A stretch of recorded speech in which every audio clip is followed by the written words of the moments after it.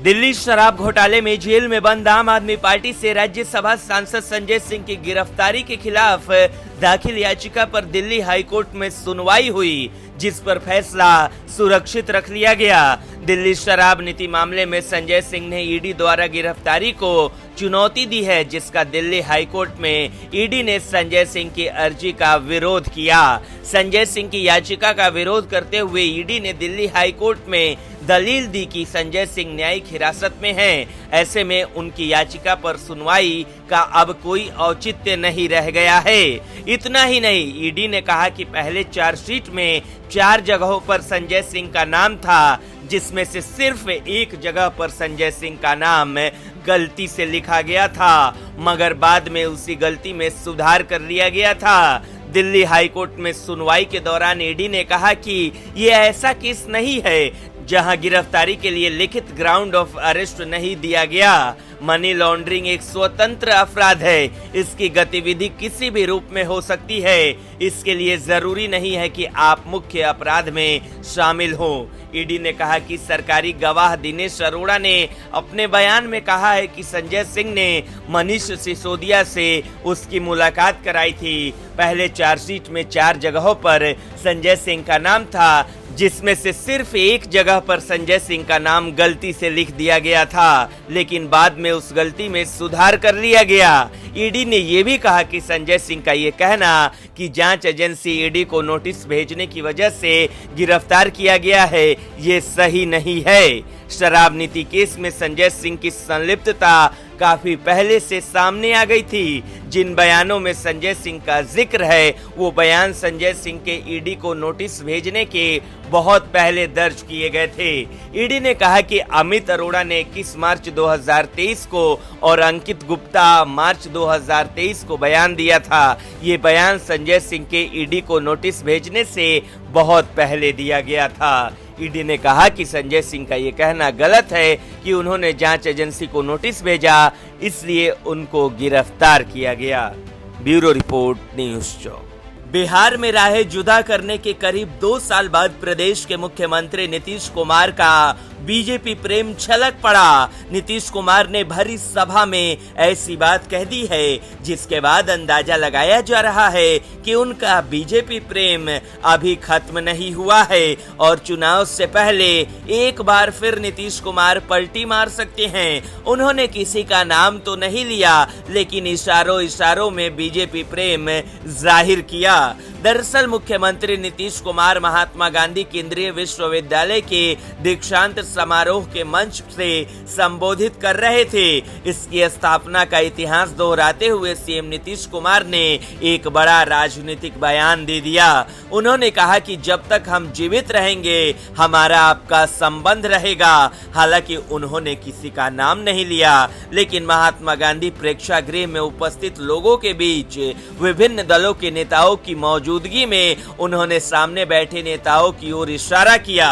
उन्होंने कहा कि 2007 में केंद्र सरकार देश के अलग अलग राज्यों में केंद्रीय विश्वविद्यालय की स्थापना की शुरुआत की। हमने तभी कहा था कि इसकी स्थापना बापू के चंपारण सत्याग्रह की भूमि पर होगी। 2009 में अधिनियम बना, तब मैं लगा रहा। तब कांग्रेस की सरकार थी, मैं तब के मंत्री के यहाँ भी गया, भेंट भी की और आवास पर भोजन भी किया। उन्होंने कहा कि गया में खोलेंगे, लेकिन हमने चंपारण के लिए कहा। फिर ये तय हुआ दोनों स्थानों पर केंद्रीय विश्वविद्यालय खुलेगा। इसके बाद 2014 में केंद्र की सरकार ने मोतिहारी में केंद्रीय विश्वविद्यालय खोलने की सहमति दी। हमने इसका नाम महात्मा गांधी केंद्रीय विश्वविद्यालय रखने का प्रस्ताव दिया। इसी के बाद व्यंग्यात्मक लहजे में नीतीश ने सामने बैठे एनडीए के नेताओं की ओर इशारा करते हुए कहा, तब हम साथ थे, याद है न 2005? हमारी दोस्ती तब भी थी, अब भी है। जब तक हम जीवित रहेंगे हमारा आपका संबंध रहेगा। इसके बाद से ही कयास लगाए जा रहे हैं कि 2024 लोकसभा चुनाव से पहले क्या नीतीश कुमार एक बार फिर पलटी मारकर एनडीए में आ जाएंगे। ब्यूरो रिपोर्ट, न्यूज़ चौक। आम आदमी पार्टी के नेता संजय सिंह की ईमानदारी तेल लेने चली गई। संजय सिंह अब शराब घोटाले में ऐसे फंसे हैं कि उनकी मुश्किलें बढ़ती ही जा रही है। ईडी उन पर एक से एक आरोप लगा रही है, जिसके बाद अब ऐसा लग रहा है कि संजय सिंह लंबा जेल में रहेंगे। इसी दौरान हाईकोर्ट में सुनवाई के दौरान संजय सिंह पर ईडी ने बड़ा आरोप लगाया। ईडी का कहना है कि संजय सिंह दिनेश अरोड़ा और अमित अरोड़ा के करीबी थे। संजय सिंह रिश्वत लेने का भी हिस्सा थे। उन्होंने 2 करोड़ रुपए रिश्वत लिए थे।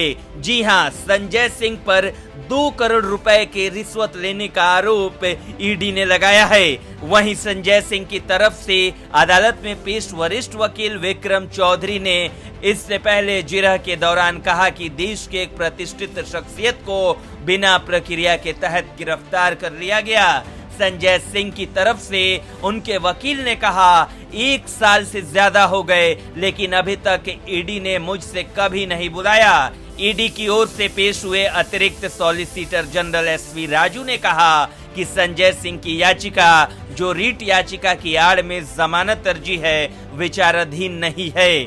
इसके बाद कोर्ट ने दोनों पक्षों को सुनने के बाद संजय सिंह की याचिका पर फैसला सुरक्षित रख लिया। बता दें कि ईडी ने दावा किया है कि संजय सिंह और सहयोगी शराब की दुकानों को लाइसेंस देने के साल 2020 के दिल्ली सरकार के निर्णय में शामिल थे। इस शराब नीति की वजह से आर्थिक नुकसान हुआ और इसमें भ्रष्टाचार से जुड़े नियमों का उल्लंघन भी किया गया था। इससे पहले ईडी ने संजय सिंह के करीबी सहयोगी अजीत त्यागी और अन्य ठेकेदार तथा व्यापारियों के कई ठिकानों पर छापेमारी की थी। इन सभी पर आरोप लगा था कि इस नीति की वजह से इन्हें फायदा पहुंचा है। ईडी ने अपनी 270 पन्नों की चार्जशीट में सिसोदिया को इस पूरे घोटाले का मुख्य साजिशकर्ता बताया है। यहाँ की अरविंद केजरीवाल सरकार ने आबकारी नीति 2021-20 बनाई थी। दिल्ली के आबकारी नीति घोटाले को लेकर ये आरोप है कि इसके जरिए डीलरों को फायदा पहुंचाया गया था और इसके बदले रिश्वत के तौर पर मोटी रकम वसूली गई थी। हालांकि आम आदमी पार्टी इन सभी आरोपों से इनकार करती आई है। ब्यूरो रिपोर्ट, न्यूज़ चौक। प्रधानमंत्री नरेंद्र मोदी देश की राजनीति को एक नई दिशा दे रहे हैं, जिसमें लोक लुभावन, भ्रष्टाचार, लोक लालच, फ्री की गारंटी के लिए कोई स्थान नहीं है। पीएम मोदी के नेतृत्व में केंद्र सरकार की योजनाएं समूचे देश के लिए होती है। वहीं कांग्रेस और आम आदमी पार्टी समेत विपक्ष के तमाम दलों के लिए भ्रष्टाचार ही सब कुछ है। पहले फ्री की गारंटी केजरीवाल ने शुरू किया और उसके देखा देखी कांग्रेस समेत तमाम दलों ने शुरू कर दी, लेकिन अब आप के बाद कांग्रेस के भी हवा निकलती दिखाई दे रही है। कर्नाटक में कांग्रेस ने सरकार बनते ही हाथ खड़े कर दिए और कहा कि कांग्रेस की 5 गारंटी को पूरा करने के लिए 40,000 करोड़ रुपए अलग रखने पड़े हैं, इसलिए अब विकास के लिए पैसा नहीं है। कांग्रेस ने चुनाव के समय फ्री बिजली का वादा किया था, लेकिन अब उसने लोगों को बिजली कटौती झेलने के लिए तैयार रहने को कहा है। कुछ इलाकों में तो 4-4 घंटे बिजली कटौती हो रही है, जिससे उद्योग धंधे प्रभावित हो रहे हैं। कांग्रेस ने मई 2023 में सरकार बनते ही जनता से कहा था कि 200 यूनिट से कम खपत होने पर 1 जून 2023 से बिजली बिल न भरें। हालांकि सरकार ने इसके लिए गृह ज्योति मुफ्त बिजली योजना अगस्त 2023 में शुरू की। इस पर सालाना करीब 14,500 करोड़ रुपए खर्च आने का अनुमान है। कांग्रेस ने पहले कहा कि 200 यूनिट बिजली फ्री देंगे और अब कह रही है कि बिजली में कटौती होगी। अब बताइए, जब बिजली रहेगी ही नहीं तब कितनी बिजली फ्री मिलेगी?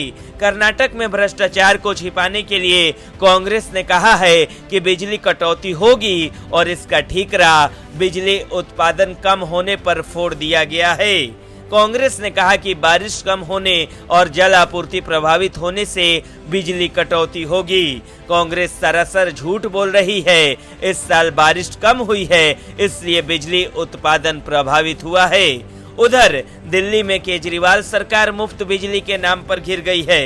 बीजेपी ने दिल्ली के मुख्यमंत्री अरविंद केजरीवाल पर निशाना साधा है। पार्टी के राष्ट्रीय प्रवक्ता गोपाल कृष्ण अग्रवाल ने कहा कि दिल्ली सरकार मुफ्त बिजली देने के नाम पर जनता के साथ धोखाधड़ी कर रही है। उन्होंने आरोप लगाया कि मुफ्त बिजली देने वाली कंपनियां भविष्य में अपनी रेगुलेटरी एसेट्स की भरपाई करने के लिए दिल्ली की जनता से लगभग 20,000 करोड़ रुपए वसूलेगी, जो कि हर साल लगभग 5,000 करोड़ रुपए से बढ़ता जाएगा। भविष्य में दिल्ली की जनता को कई गुना अधिक कीमत पर प्रति यूनिट बिजली मिलेगी। ब्यूरो रिपोर्ट, न्यूज़ चौक।